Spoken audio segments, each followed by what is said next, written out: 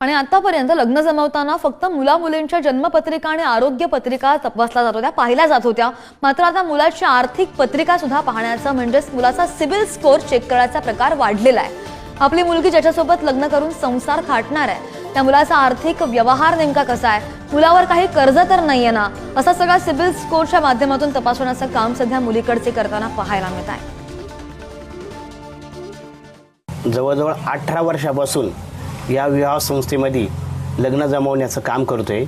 मी आत्तापर्यंत 18 वर्षात जवळजवळ हजारो विवाह जमवलेत, पण मुलींच्या अपेक्षा एवढ्या भयंकर वाढलेल्या आहेत की त्या मुलीच्या घरच्यांना का स्वतःचा पुणे शहरी भागात रूम पण पाहिजे, त्यांचं गावाला घर पण बंगला पण पाहिजे, शेती पण चांगली पाहिजे, पोराचं सिव्हिल पण चांगलं पाहिजे, त्याच्यावर काही कर्ज आहे का ते पण पाहिलं जातं।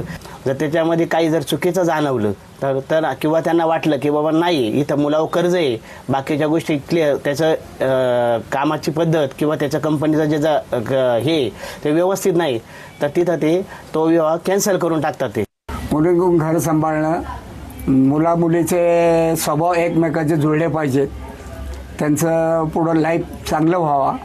आणि आता एक नवीन फंड आली आहे CBS, त्याच्यात त्यांचे एकमेकाचं काय व्यवहार आर्थिक सगळं जुळलं पाहिजे। दुसरी गोष्ट त्यांचे स्वभाव, काही प्रॉपर्टी बघतात, बँक बॅलन्स बघतात, शेती किती आहे, गाडी आहे का बंगला आहे, हे सगळं चेक करतात आणि नंतरच ते एकमेकाला जुळून घेतात।